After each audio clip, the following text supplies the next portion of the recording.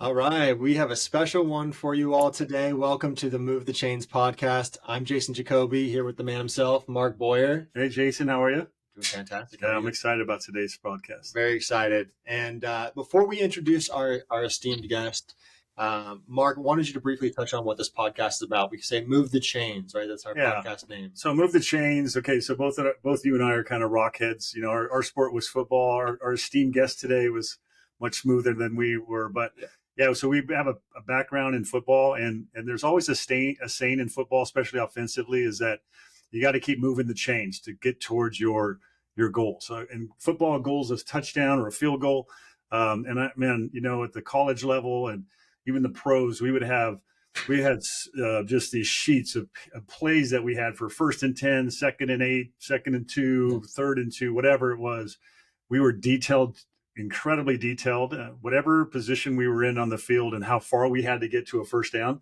We were dialed in and to the little things, right? The little stuff that makes you a great player or great in business or whatever. So anyway, those are the things that the Move the Chains idea is, to speak with people who have been successful, done great things, and what have been those little things that they've had to accomplish or adjustments they've had to make. Yep. When something went wrong, an injury or whatever, what do you have to do to keep moving the chains? And so that's kind of the idea here. And so that's why we're excited to talk to a true champion today. I love it. That's a great explanation. So without further ado, we have Mrs. Kerri Walsh-Jennings with us today. Yay. She is undoubtedly the most dominant and accomplished women's volleyball player in history, and that will ever be as well. I mean, you've done a wonderful job. So thanks so much for being on with us today. Thank you, boys. Yeah, not done yet. And it's so fun. And I love, Mark, I love hearing, the impetus behind your podcast, because it's just so important, just that mindset and that philosophy to keep progressing, and the details matter. And I mean, I think footballers are quite the opposite of rockheads because of everything you just said. There's so much preparation, obviously, and there's like plans and backup plans and plans for every single play. But then there's also the element of intuition and playing in the moment and reads. And I so respect people who do that on every playing field, but certainly your sport. Yeah, it's so important. I mean, it's just, it's crazy how, like you said, the little things are so important. And a lot of times, you have setbacks and people, I get worried about the younger generation now, because when they have setbacks, there's this idea of, I'm going to go to a different college, or I'm going to transfer because it's not going well for me. And I think I was talking to a guy just yesterday.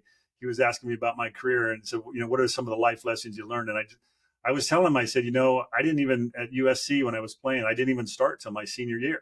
I had to hang in there for 4 years behind other quality players to get my time to be a starter. I mean, today, I could have gone to 3 or 4 different colleges in that time. And I'm not saying that's a bad thing. I'm saying, I think that learning those real life lessons, you can't just leave all the time and transfer out of a marriage really quickly or some type of problem. Something that comes up, you gotta grind it out. Right? Totally. Well, it's so interesting, because I'm so glad that we're progressing in our philosophy and culture in sports. Like, I feel like even me, I know we're slightly different generations, but I would run through walls. And if a coach said do it, I would do it. And there was no questioning. And there was like a mindset that came with it. Like, you have to put in your work and you have to earn your stripes. You're not given anything. Like, playing time is a privilege, not a right, type of thing. And I love that because it gave me this toughness and resiliency inherently. But now I don't know if that's the right equation now. But elements of that need to be brought forward, because like you said, like you have to have roots, and roots take time, and you have to go through crap to get to it, And so I think a lot of kids and parents are, we're a tough group being parents, because we want the best for our kids, and we try to like feather every single nest, when it's like, no, like the nest with the thorns are going to, help your kids right now. And so it's just such a slippery slope, but I just think the merger of both is great. But I love that kids have options. I love that they have freedom and autonomy to make choices. I just want their choices to be from a place of, I want to kick ass. I don't mind putting in the work, and not like, oh, I don't think I'm being seen here, or maybe they don't like me, so I'm going to move. That's just a different place to move from. Yeah. Yeah. I think this new system gives them so many more options, and it's good. And to your point, there's a combination. There's some things to learn though in that, in hanging in there too. So so getting through tough times just makes us better in the long term. Definitely. Friction is essential. Like I learned that in marriage counseling. Like there's great depth and strength and invulnerability, and then when you kind of butt heads with people, like there's intimacy there. Because usually, like, you don't want to live there. I don't want to live in friction. I don't want to live in like conflict. However, conflict makes you like be in the moment, and it makes you kind of take a personal reckoning and like assess the situation if you sincerely want to move forward. So I think like if I known that it's supposed to be hard, and when it's hard doesn't mean I'm not good enough. It means it's supposed to be. It means I'm leveling up. And B, that when you have relationships, whether it's a coach player or a man woman, partners in the court, that friction is not bad. It's part of it. Like that to me is like, okay, now I know I can handle it better. No, absolutely. So you brought up some good things talking about working hard, getting through the tough times. So why don't you walk us through a little bit about your background, where you grew up, and kind of how that shaped you into who you are today?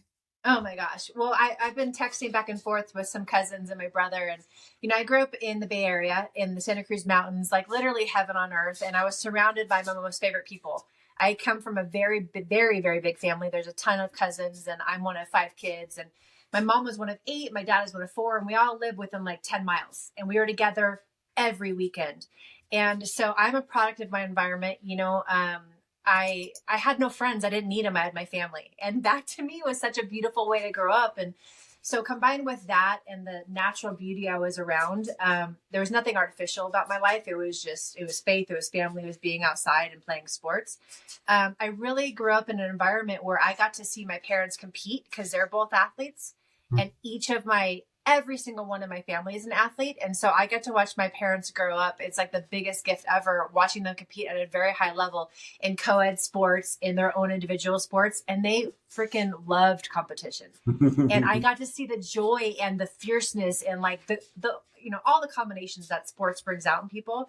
And it wasn't a dirty word. It didn't make them uncomfortable to be almost losing and then to dig deep and go, or to like they played on a co-ed softball team called Family Feud. And it was the perfect name because they would they never lost in like 10 years ever. If it was if the other team was within like 2 runs, there'd be infighting and like, you're not pulling up, pull your head, your ass, like all these things.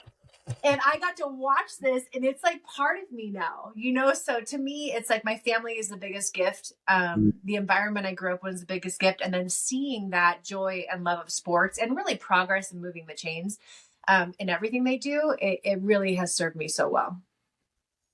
That's awesome. Yeah, that's great.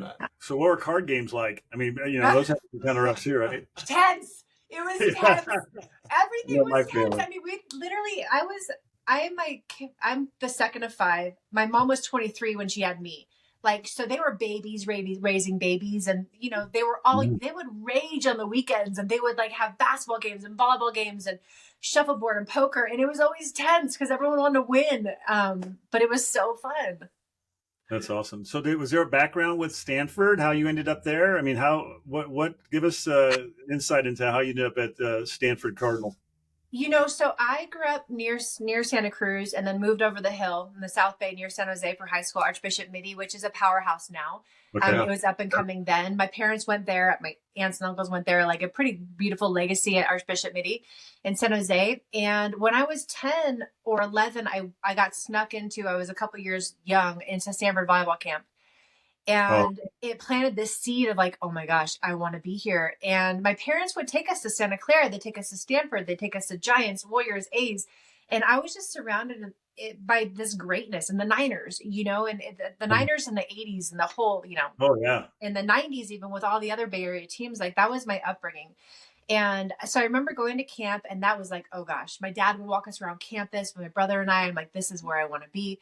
And then I was a ball girl at a Stanford indoor game. And that just kind of sealed the deal. I'm if I want to go anywhere and be a student athlete, I want to go to the best place I feel like is for me. Stanford was 20 minutes from my home in Saratoga. I did not want to go far away. I'm just a homebody. And it was just perfect. And so I got in no idea how, because I'm such, I was so much more an athlete than an academic, but I'm so grateful because it changed me being in that environment, being held so accountable, being taught time management. And if you F up, you have to take responsibility and fix it Yeah. and learn the Yeah. hard way, Yeah. So you started volleyball pretty young. How old were you when you started? And then like your high school, and then Yeah. obviously college. So where was youth volleyball at that time when you started playing? It was growing for sure. Yeah. My Yeah. mom played in college at Santa She did. Clara. Oh, she did. Yep. And, it wasn't a varsity sport then, but she played. She was a three sport athlete in Santa Clara. Like my Wow. mom is gnarly. My dad was a pro and semi-pro athlete, baseball, basketball, but I started playing in the 5th grade. I was 10 years old. And prior to that, and even after that, I just played whatever was in season. We're a very big stick and ball sport family. So baseball was my first love. I got to play with my brother. My dad was a coach, and Cool. I wanted to be the first girl in the major leagues pitching. Didn't happen. And then I fell in love with basketball. And then I found volleyball, and like, it was just a done deal on minute one for volleyball. First, I just loved it in a way I didn't love the other sports as much. But I kept playing the other sports because I love having seasons. I love being challenged. I love being with my brother and my dad and all the boys. Like I do well with boys. And I played high school basketball and volleyball. You did. Did not like basketball, but I wanted to be the best I could be in volleyball, and I did want to be rangy, and basketball made me tough because I was like a 6'1", 115-pound center and got my ass kicked every day. And like, I wasn't able to, I wasn't allowed to complain. And, like I just had to suck it up. And so, my childhood was full of multiple sports, which I'm such a huge advocate for. I'm sure you guys have lived it, and the range and just the experiences you have. And I never had burnout because I had breaks. And so my childhood in sports was beautiful. And then when it came time, I got some offers to play college basketball, but I always felt like I was just not good, and I love volleyball so much that I just wanted to play volleyball and see how far I could go. Yeah. So you just mentioned, I'm sorry, I got a question. You mentioned you took breaks. Yeah. That's part of, I think, moving the change, right? Is there's plays between, there's timeouts, there's things you have to stop and reassess, catch your breath or whatever. What do you mean like you had breaks? Because I got, I'm also one of 5. I got 5 kids and now 15 grandkids, and they're all playing sports, and it's crazy, right? And it's I watch these youth sports, and it's just like never ending, like just keeps going, and I'm just so concerned about it. What is your take? Yeah, what's your take on that, and what do you mean by you had breaks? Well, it hurts my heart what kids are going through today, because they feel like if they take a month off, they're going to be forgotten, and it's such nonsense. And for me growing up, I played what was in season. Like baseball wasn't all year round, volleyball wasn't all year round. I played club volleyball, but I finished in July, and I had forever. I had 3 months off. And that just doesn't exist today. And it served me so well mentally, spiritually, emotionally. Like I just heard this thing the other day that I think the age range was like 13 to 16. So many young kids suffer fractures in their back because they're growing, and then there's so much impact. And it's like, God, like the year-roundness of sports is not good. You need diversity, and it's not good for your brain, even. And burnout. And so I have that. I have 3 kids now. Our 2 boys are 13, 14. My daughter's 10, and they play what's in season. I know it gets harder as you get older, but I think my job and my life experience has told me that I need to be an advocate for my child. I need to not have the pressure of the outside of, my kid, my oldest is 14. He's not playing for a scholarship right now. Yeah. Like that's, I think, just to frame things with such a finite end result that may or may not come, like that just suffocates the joy. And so Joey and Sundance are like, in basketball season, they're like, we don't want to play baseball anymore. We just want to focus on basketball. We're like, no, you committed to this, you're going to go try. And after 2 practices, they're like, we love baseball. We love it, so it's like, it's like outlasting those moments of discomfort, because we know it pays off, so the breaks were built in season to season. And then as I've gotten older, like it was, my season in beach volleyball is generally April through September. Now it's all year round. But the hardest work I ever had to do is had to take a full month off of everything, not lifting, not cardio, not volleyball, and then take 2.5 months of the sport. And people don't do that anymore. And I know that is not being lazy, that's part of my work. That's literally my, getting ready for preseason is taking this break off, and also getting hungry again. Like hunger for what you want is like such a priceless gift. And if you never give yourself, the chance to get hungry again, I don't know, it's just not sustainable. Yeah, that's so good, Kerri. Oh my good. I hope every parent in the world And kid hears that that idea of taking a break and it's okay. refreshing. It's okay. It's essential. And it's not easy. It's simple, but it's really not easy. But I feel like you just have to fill that void with something. Whether it's surfing or bike riding or something else, like don't just stop, like fill up your spirit, because your spirit wants something. But to me, I remember before my London Olympics, my fourth Olympics, and it was like a month before, and I was talking to my performance psychologist. I was like, "Can you give me homework? I just want some homework. Like I want to win this thing. Help me." And he's like, "Kerri, your homework is to stop. Like keep training, but don't do anything else."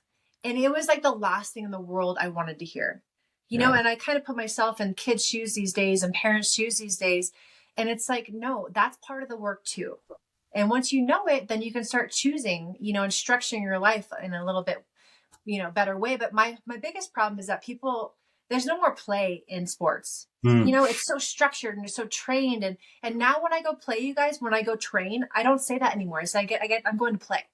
And even that mindset is like, God, I can go be a kid again, and then I'll kick ass. Yeah, that's so good. That's so good. So, when I go see Tommy, I get to play. Like, and I want to be a kid forever. I don't believe in shelf life. I don't believe that I have to like be serious all the time just because I want to win. Like, I kick ass when I have fun. You probably play the best when you have fun, right? I do. I don't think. You're in it. Yes. Yeah, exactly. Yes. I love that. So I want to go back to Stanford, because I think that, obviously Stanford, very renowned university, both academically and athletically as well. So do you think you learned a little bit of that, like having to build in breaks? Because indoor Stanford volleyball on top of a rigorous academic, schedule. How did you balance that?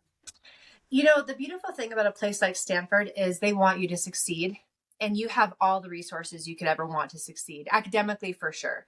I almost say you're less supported to succeed long-term in sports, because it's all so like in the moment. If you get hurt, they want you back now. And they don't have this big picture thinking. They have this short-term, Kerri has a shoulder surgery. Let's give her some drugs and some injections so she can play again. Yeah. Like that was my experience at Stanford, and I love my time at Stanford.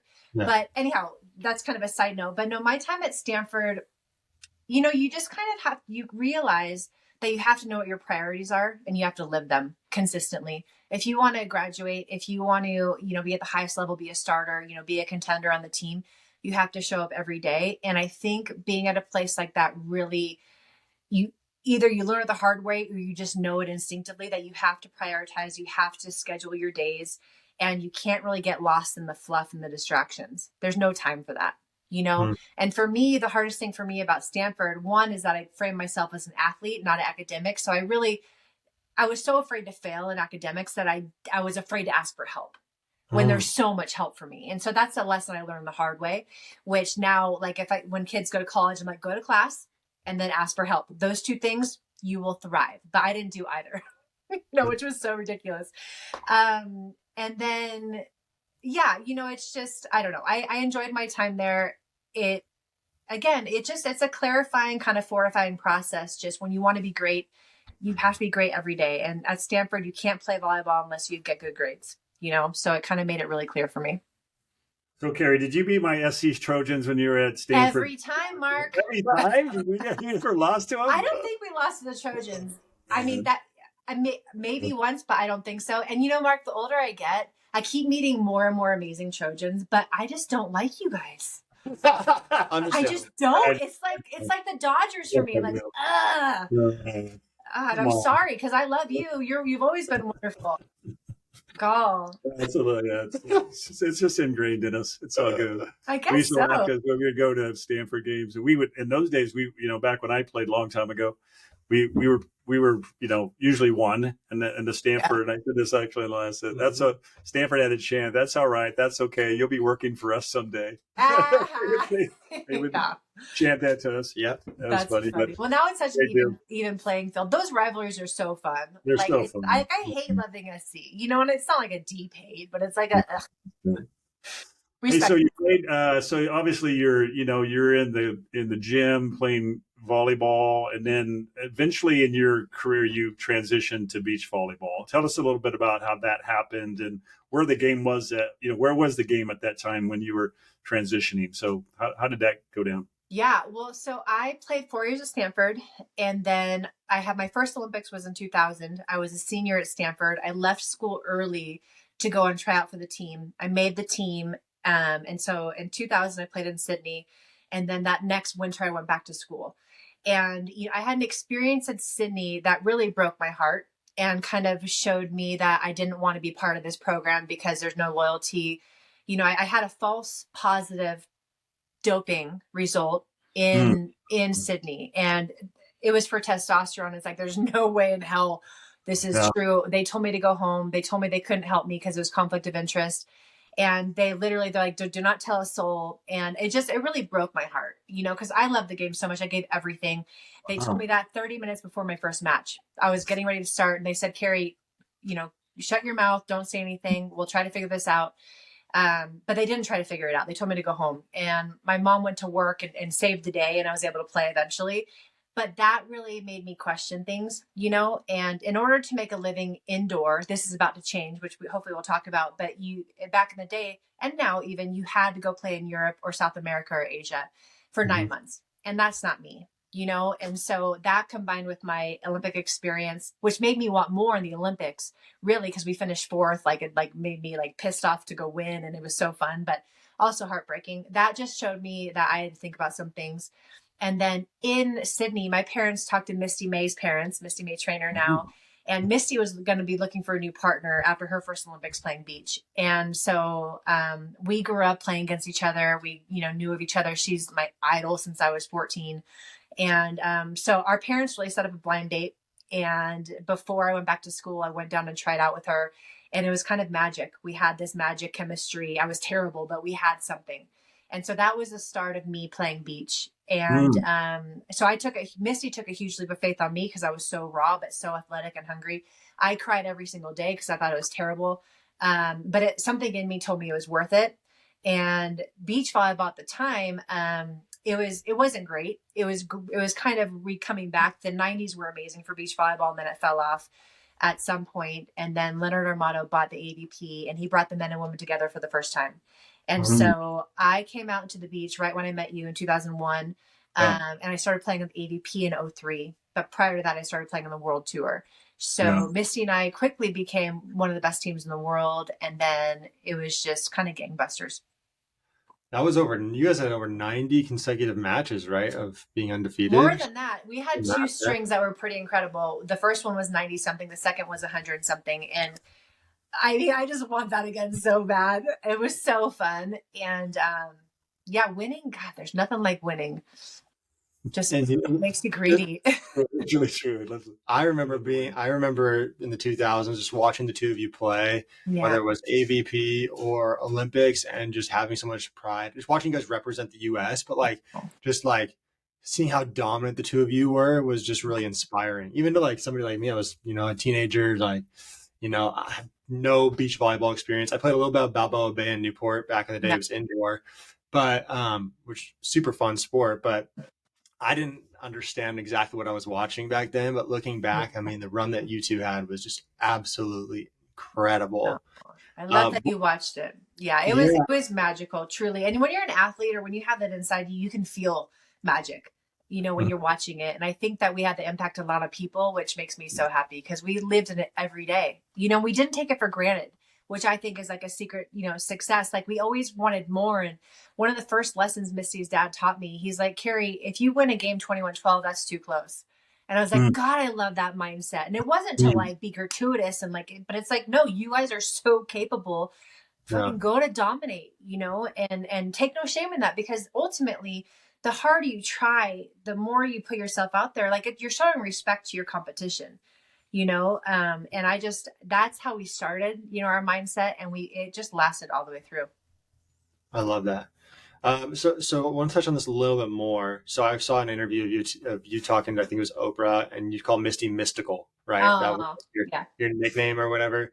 So so you talked a little bit about the partnership, and you had played against her and always had respect for her, but was that kind of like an innate thing where it just happened to be that good? The stars aligned and it was like instant chemistry, or were there times you guys had to work at it? Like what created that such a successful partnership? There was something inherent for sure in both of us. I think we're so complementary. We're different enough that we filled each other's holes to a certain extent, like energetically and the way we express ourselves and also our skills. But we're both athletes and we're both utility players and we're both hungry as hell to be great. And those things you can't buy, you can't train. Like we had all the intangibles, and then we respected each other so much, and we respected and believed in our mission so much that the greatness we had in the beginning, or the chemistry we had in the beginning, we knew it was just a taste of it. And it's like we were kind of addicted to like tasting more and building more. And I swear to you, like we worked so hard every day, and we each challenged each other, not like I'm taking you on, but like Misty was so great. It held me to such a high accountability because I wanted to represent her so well. And we both had this mutual respect where it's like, I'm going to bust my ass and milk every single ounce out of myself because I love you so much and I believe in us so much. And it was so pure and innocent, but we went through really hard times. A lot of people didn't want us together. They didn't, from inside our own camp to a certain extent, and then outside people coming in. And there probably 3 times in our career, we kind of had a come to Jesus moment where it's like, dude, enough of this talking trash. Like, this is not who we are. If we want to break up, it's between you and me. Do you want to do that? And we always said no, but there's this noise, and we got really good about keeping our dirty laundry within ourselves. Eventually, we're not the best communicators because neither of us like conflict, but eventually we would come together sooner before things got too big, came to a head. But we had to fight for each other, and that fortifies you as well. And then in the beginning, we weren't winning right away. We lost so much, but by, so close, and that pisses you off and brings you closer together. But something that made me so proud about Misty and I, and we started this early on, whenever we would lose, whether it was year 1 or year 10, we would literally leave arm in arm. Literally, where normally you see both partners split, you see one partner go with the coach and talk shit, and the other partner go with another coach and talk trash. And we never, ever did that. And it was a commitment and a level of respect for ourselves and each other. And it just, now when I see athletes, I see through that lens, and I'm like, oh my gosh, you're beautiful. I see your cracks, because we were a fortified, unbreakable front on the court. It was beautiful. Yeah, and as you say that, I'm just thinking about, again, moving the change that it's not always easy to work with a teammate, or no. We're human. We're all got our own opinions. We get upset, we get angry, but what you're saying there about communication and really committed to walk off the court arm in arm versus having those divisions that could easily spring up. And then I like what you talked about in regards to communication, just making sure that you're talking things, even though you didn't naturally like real communicative, but you forced it and you guys made that happen, right? I'm sure you have tons of stories in that. It was so uncomfortable. Like, I still don't like conflict, but I just know like you're stressed out for the moment, like the lead up to having the conversation when you're like engaging in a hard conversation. But if you're not saying it, you're so much more at risk. It's so much harder and heavier and scarier. And, I listen to a lot of Jordan Peterson, clinical psychologist. I just love him. And he's like, if you feel resentment or if you feel this kind of negative energy coming out, your body, your mind, and your spirit is like calling for you to speak to it. So be thoughtful about it and have some balls and go talk to it. It serves you, it serves your goal, it serves your people, and it's honest, and I think honesty leads to loyalty, and it leads to greatness, but you have to earn it, and we earned it. That you did. I remember, so for those that don't know on this podcast, so you and I met probably 2001, somewhere in there, right? When you guys started. What's funny, Kerri? I had no idea that we're just starting with Misty at that time. That's how close it seemed from my standpoint. Brand new. But just for the audience and a friend of mine, Tommy Knox, Dr. Tommy Knox, chiropractor, who's now been, Kerri loves. She's worked with Tommy, and we're partners with Josh Gage, also at OC Fast Twitch in Fountain Valley here. And she came to right when we opened up. Well, actually a couple, 2-3 years. I'll never forget when, I don't know. I remember how you guys got connected to us at Fast Twitch, but having you there just obviously propelled. We got so many young Ah, players after that, but just watching you train together and the work ethic again was part of that. And, and that's where we talked about the breaks earlier, but just working out really smart. It was amazing just the chemistry that those two had together. it was so playful. It's like, we literally, like a football player, said like, you have to be pissed off for greatness. And we were pissed off for greatness. Like we took it very seriously. But we really had fun together, with Tommy and Fast Twitch and on the court. And it was serious and focused and very deliberate, but there was so much play. And I think that, like, when I watch the Warriors, Steph Curry and Clay, and they're so creative and they're so playful, but they're able to be that way because they work their asses off every day. And I think when you work your butt off so consistently, it allows your brain and your spirit to be more free in your craft. And like to be comfortable when things are less structured and when you're kind of finding your rhythm. And yeah, Misty and I had that. And Tommy's been a big part of that because, it's not just about your craft and being a good volleyball player, football player, whatever. It's like you need to be training and developing yourself off the court. Yeah. And I'm all about sustained excellence. And I think Tommy Knox, who I don't believe in heroes because I don't think it's fair to the person, but Tommy's a hero to me as close as it gets because I just think he's so incredible. But he fortified us so much. And he grew with us and he's so curious and he helped us and continues to help me get the most out of my body. And that is a gift as an athlete where you can just show up, be told what to do, bust your ass, and then it shows up on the court. It's like the perfect combination. It's amazing. And having fun, like you said, it was fun to do it. You make it fun. Yeah. I think about when I was with the New York Jets, I played with a defensive coordinator a young defensive coordinator named Pete Carroll, who was, he was a D coordinator for the Jets. He was up and coming, and so there was four of us, three players that, and he was a defensive coordinator. I was a tight end, so I was on offense with another quarterback, Troy Taylor. And anyway, during the season, the most favorite part of the week was Friday afternoon practice. After we had a short kind of walkthrough practice, Pete Carroll and three of us players would play 2-on-2 passing league quarterback thing for like an hour after the practice. And here was a guy, and he was so fun. He made football so fun. It was just a blast. And then to watch him, go on for all these years, now the longest, oldest NFL coach in the league right now, I think still, but he always made it fun. And to your point, to Tommy and to, just hearing how you talk about, the way you played is keeping it fun. And I think a lot of times coaches out there, kids out there, it's all drudgery. It's just hard, blah, blah, blah. And like we talked earlier, it's like, man, you got to have fun. If you don't, why do it if it's not fun, right? Well, and I think, sorry to interrupt, I think the fun comes when you look at every day as an opportunity to get better, not like the end result, like not the match or the game on Friday or Saturday or the scholarship I won. It's like, no, today is the chance to get better and move the lines today, and to be so end result focused takes out the joy. It really does. And just to go back to Pete Carroll, so we used to play Tuesday night volleyball with him and his wife, who's so rad. And he makes everything fun. And he's maybe the oldest coach by, numerical age, but he is such a timeless spirit. And his success makes so much sense. Has he been on your podcast? Not yet, but I'm going to get him. All right. Well, if you need help, I can probably track him down. I love him so much. Yeah. I love his spirit. And not everyone has to express like Pete, right? Like, or me, like I'm a lot, I talk a lot, I'm fast, like I'm pretty bubbly, and that drives some people crazy. But I love what he brings to the game of football, right? Which is the relationships and the heart and leading with your heart in a fierce way, because then you have Belichick on the other hand, where you're like, does he have a heartbeat? But he's so dope and he's so rad. And that expression is important as well. Yeah, it is. It's both of those. Yes, no question. I used to give Pete a hard time because he was like the 13th pick for USC that year. He got the SC job. Yeah.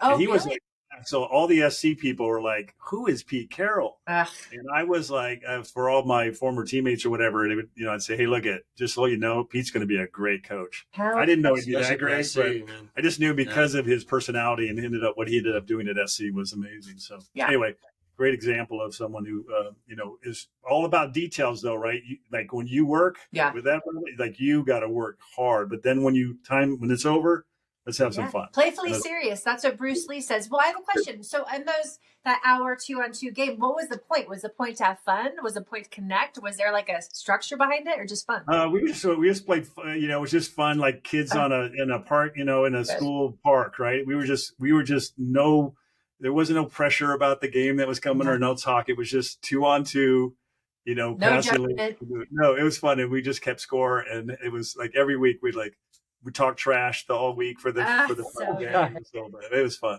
Always compete. Really, always compete. Yeah. That's some depth that you guys developed there. That's beautiful. That's cool. Yeah. So obviously, physical, mental preparedness, dialing into the fine details. Can you walk us through like an Olympic cycle? Like how did you prepare mentally, physically for the next Olympics over that previous cycle there? Always with the intention of being better than I was the day before, always with the intention of winning. I honestly don't believe in peaking. I wanted to win every single tournament or build on every single tournament, not like this to like plateau and then go up. Misty and I believe we could do this the whole time, and we did. And I think the expectation really helped us, but my preparation, I attacked every day like it was the day, and I still do. I have so much joy when I love training. I love playing. I love practicing. I love being in the weight room. I love all of that. All of that comes, the work is hard, but the love for it is easy. I don't mind waking up at 4:30 or 5 to go work out. Yeah. I really don't. I'm just kind of built that way. And so I think I've lived my life in quads since I was, 18. And so it's pretty funny to keep going and to be looking to Paris. But I would build my team. I have my partner, coaching staff, so the volleyball side of it, and then I would have my team off the court, which Tommy's always been the leader. And then since meeting Tommy, I have 2 or 3 of the other experts that support me physically, like rehab wise, my performance psychologist, Michael Gervais. So I am just blessed to have the most incredible support that makes me a craftsman. Mentally, emotionally, and all these things, and then the physical side I'm supported as well. And then I just get on the same page as my family. Now that I'm a mommy again, I've played in 2 Olympics as a mother. I want 1 more. And my husband is just a huge, huge, obviously part of it. And Casey's such a stud, a champion in his own right. And so we have to be on the same page. Otherwise it doesn't work. And if he wasn't as good of a father he is, or as devoted to me and our family, I would have retired the moment I had Joey, when I was 30. But he's given me this second career that has been a way more purposeful and fulfilling career than when it was just me as a kid, So I guess I build my support system, and then once the decision is made to go, which usually takes about 2 seconds. Like, I win a gold medal, I want another one. I want to go back. 1 bronze in Rio, I want to go back. That one took a little bit longer. I didn't make Tokyo. It took me a year to say I want to go. But there's a quote, the decision is the most important part of the journey. I believe that. I never look back. I never look over my shoulder. I commit. But it's also that initial decision and then decision every day to honor that. And I feel like I do a pretty good job with that. Yeah, it's fun to watch you and Casey. You brought up Casey, him like me, and like you too, who married my daughter. We all married up above our heads. Absolutely. But, Casey did as well. But and I say that because I love Casey. But just watching you two work together, and him, like you said, work as a team.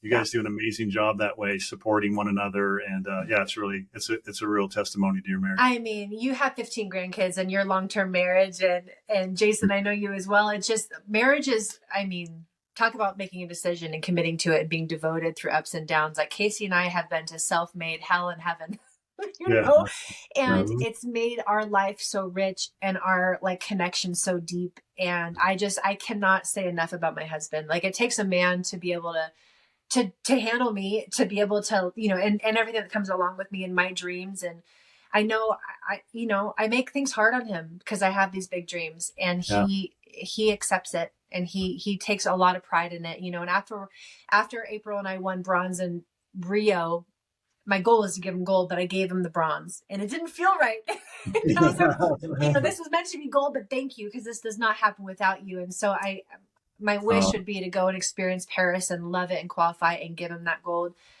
because he deserves it. And his dream was always to win a gold medal, and twice he was the number 3 team in USA. So he missed going to the Olympics by 1 spot twice. And one of the times he was a top 8 team in the world and he still didn't go. That's how rad my husband is. And that pisses you off. That gives you a chip on your shoulder. And he's from Vegas and he's got a big personality. So Casey really, he's like, I don't know. He's a big lion in my heart. Yeah, he's a great guy. Great guy. Nice pick. So injuries. Okay. Another thing that can set us back in sports or in life is just, again, setbacks, injuries, things like that. You've had your share of a few of those, right? I think you're just kind of dealing with one now recently, but how have you maintained your motivation and resilience during those times, Kerri? What are some insights you can give to someone who's maybe going through that right now?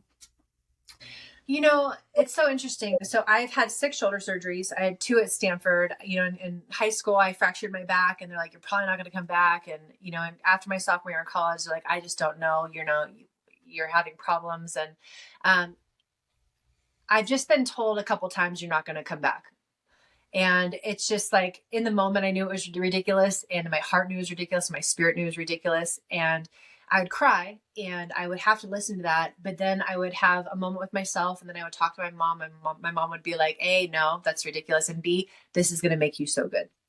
Every single injury, babe, this is going to make you so good. You can't use your right. You're going to be so weird and funky with your left. Like this is going to add tools to your toolkit. Wow. And it was so like such a powerful way to live. And my mom sincerely lives that way every single day. She goes to church every day. She knows that I am built to heal. She knows that I am full of greatness and that I'm hungry. But when hard things happen, I was right before I had my recent ankle surgery, which was eight weeks ago. I committed to going to Paris and I was going to try to play with a friend and it didn't work out. And I called her to tell her, I was like, hey, I have to have surgery. So my season is being postponed. And she's like, oh, okay. So you're retiring. And I was like, no, no, like my commitment, it's my commitment through and through, so I don't know if I'll be able to come back from this injury, but I'm going to give it my all. And because if I stop short, it will crush me my whole life.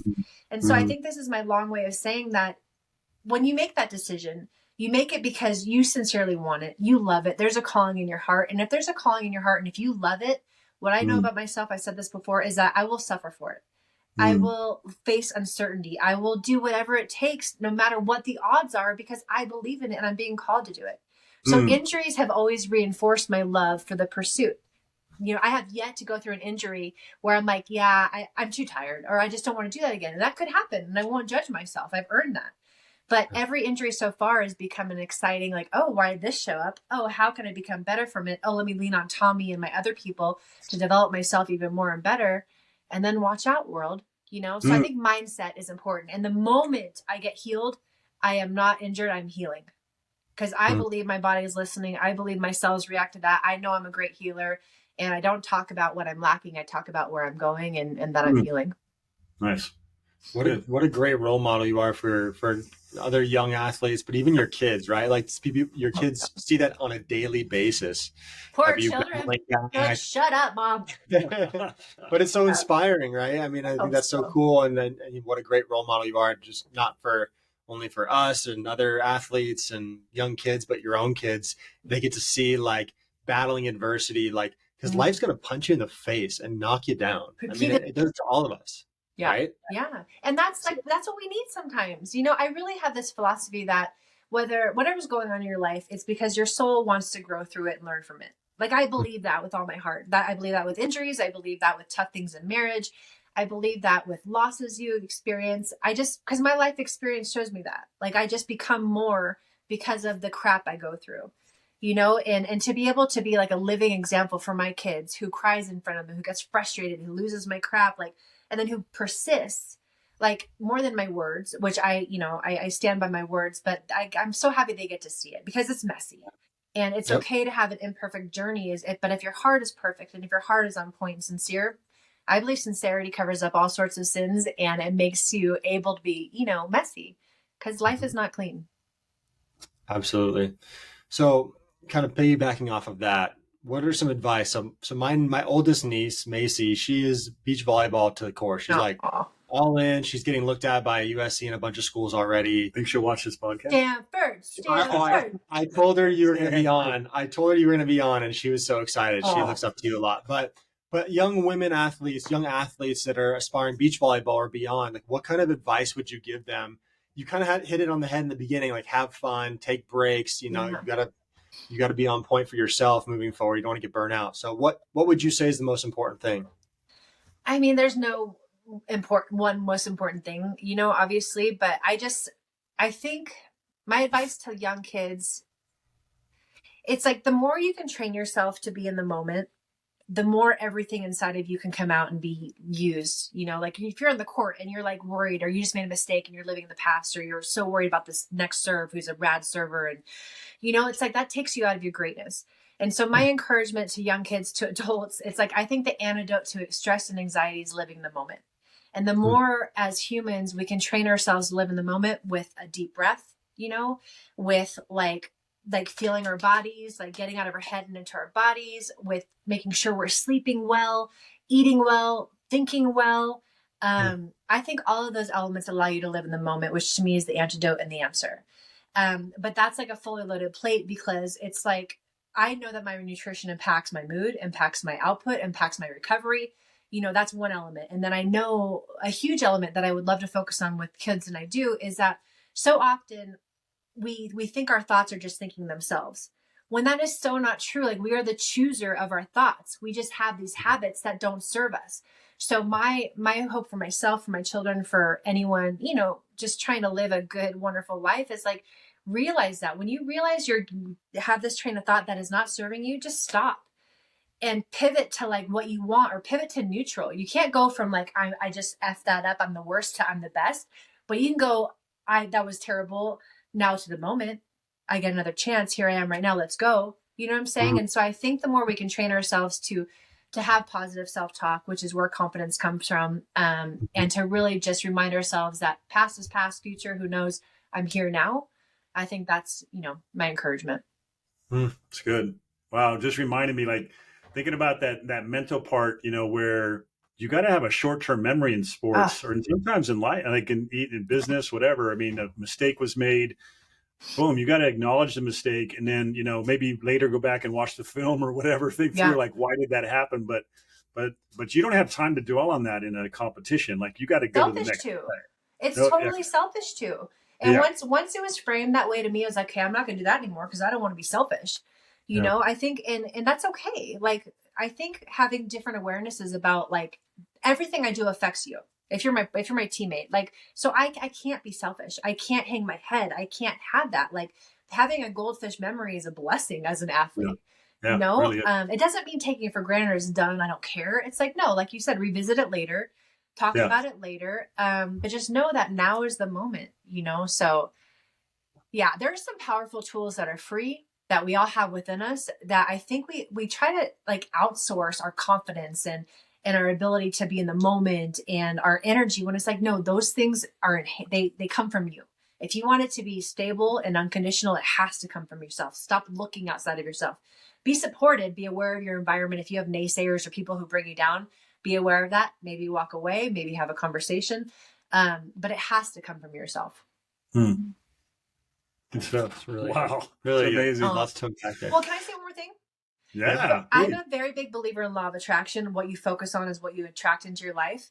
And that's kind of like, if you're focused on the problem, and we've all lived it, gets huge and you're in it and you can't even say a way out. But if you focus on the solution, I swear it's like taking a deep breath and your whole perspective shifts, you know? So it's like that's a very simplified example of what we focus on is what we attract and who we become, you know? Yeah. So my encouragement to everybody is to focus on the solution, or focus on what you want, focus on the good.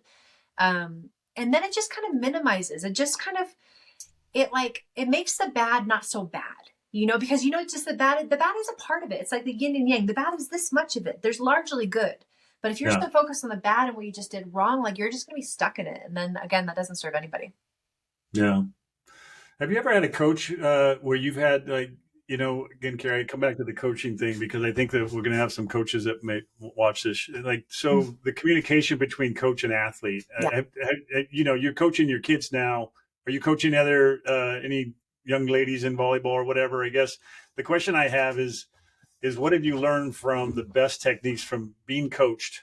Is what's really encouraged you? What's really helped you to be the best you can be? What would you tell a coach to how kids, especially young ladies, they're maybe wired, and guys, I don't think there's a lot different there, especially younger ones. But anyway, what do you think? My most favorite coaches did a couple things very well, and it led to a lot of wins. So they focused on the fundamentals every point of the season, not just in the beginning. Like, fundamentals were the first hour of practice. I don't care if we were, winning national championships or winning gold medals, fundamentals were number one.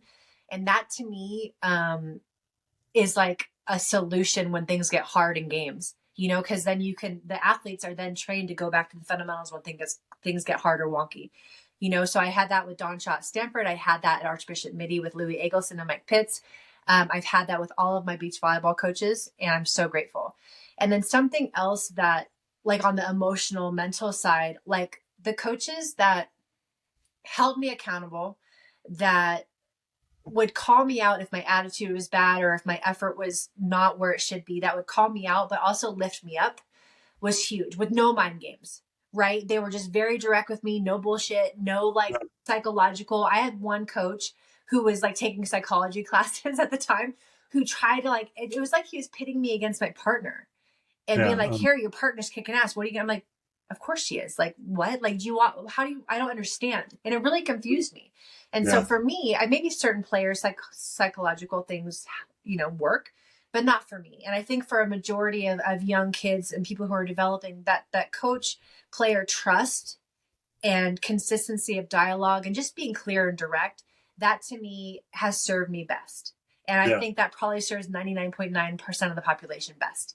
Because if you're questioning your coach or where the coach is coming from, every coach I've ever had, they're like, Kerri, you're pretty incredible, but you can be better. And that's like my favorite thing to hear, like that you believe in me and that you're going to ride me and you have confidence in me, but I can get better. I love that combination. Like, my goal has always been to earn most improved, and I've never gotten it. I want it so bad. But like, the coaches that make me want to improve because they believe in me is huge. Like, I had one coach when I first started playing the national team, and there was a ball that was off the block, and it probably went like 30 feet. And I was like middle of the court and I had to run, and I took a step and stopped, and he stopped the practice, and he's like, and it was just me and him. He wasn't like disrespecting me. He's like, what are you doing? Why didn't you go for that? And I was like, and if I was Superman, I couldn't have got. He's like, how do you know? And it was such a aha, oh my God, you're right moment. I could have gotten that, or even the chance of it, or even just the mindset to go. Like, I don't know, coaches like that take advantage of teachable moments in an empowering yet wake up kind of way are my favorite. My dad was my favorite. He would tell me to pull my head out of my ass all the time, and just work hard and don't make excuses. You get away with that. I know. Well, and that's how Don Shaw was at Stanford. Yeah. And that's who I gravitate to, because there is no BS. Like, it's like, you're here to play. Don't make excuses. Don't point fingers. Like, work your ass off. And if you F up, own it and carry on. Like, that's kind of how I relate. And again, those are my favorite coaches, combined with the fundamentals, because it's just like, if you want to develop your players, fundamentals have to be part of everything. I'm 6'2". If I were to play volleyball right now, I might be put in a corner and not have developed my whole game. When I think a coach's job is to develop every single player and every single skill set. Like, the specialization makes you so laser sharp in this big of the game. And that hurts for the athletes. But my coaches I always wanted to be like Michael Jordan, to do everything and, whenever on call. And they developed me that way, which it was the best gift. That's good. It's really good, especially in today's sports world. Everything's so specialized. Being a Swiss Army knife, being able to do it all. Yeah, and I love that you actually, going back to you played a lot of different sports. You weren't just, especially young. I tell that to the kids and also grandkids, play as much as you can, play as many sports as you can. I think that's really important because it's, builds absolutely, just, get a feel for it. So that's, there's that book called Range. I don't know who the author is, but it basically compares Federer to Tiger Woods. And Tiger's the anomaly of all anomalies, right? Started playing when he was 3 and he became Tiger Woods. Like, that's not most people. That would probably like really handicap most people if they were that specific from that early on. Whereas Roger played every sport. And they're just talking about the range, the literal range that you get when you play multiple sports, because you're weirder. You have more, more capabilities. You're not so linear, but also mentally and emotionally, and dealing with other platforms and tensions and elements and humans. Like, it's just, to be rangy, you need to challenge yourself in different ranges. And you don't get that if you're just doing the same thing. Yeah. That's Wow, right. good. That's good stuff. That's really good. So one last question for you before we go. You briefly talked about it, hoisting that gold medal in Paris. Any other future aspirations, or you want to kind of dive into that a little bit more? Like, what's the future for Kerri Walsh-Jennings? It's The next golden. 2 years and then beyond. You know, Anything? I never want to limit myself. I keep every day, I'm like, God, like, please help me make my dreams come true, but don't go beyond that, because I don't want to limit myself. I only know what I know, and I'm willing to work for it. And, so my dreams definitely include a beautiful pursuit to Paris. Like, the reason I want to go to Paris is because I know I'm going to become more of myself. I'll be stronger. I'll be more rangy. I'll have so much fun. And I want to finish on top. I want that fairy tale ending. And on paper, it's pretty near impossible right now, but I believe in the impossible, and that doesn't scare me. I just partnered with the Pro Volleyball Federation, which is a new indoor league coming to America. And I'm a part owner in a team in San Diego. And so I'm helping to bring real pro volleyball here to America for women indoor. And it's going to be badass, launching next spring in February through May. So I can't wait for you guys to check it out. We'll come down for sure. That'd be awesome. And it's because mostly the best of the best, college, USC, that, everyone goes overseas to make money, when they would for sure stay here more often, and if they could. And so we're really giving that opportunity. And then I want to contribute to the beach side. The beach game is growing like crazy. The demographic, the numbers are insane, but the pro side is really suffering. And so I really want to help develop that. I want to be the best mommy and wife I can be. I want to be physical my whole life. I want to be like Tommy Knox and just keep getting better and better. I just want to live a playful life, and I want to live fully expressed every day.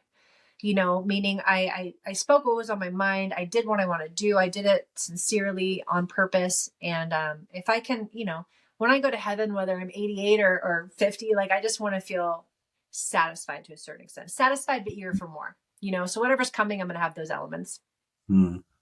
That's so good.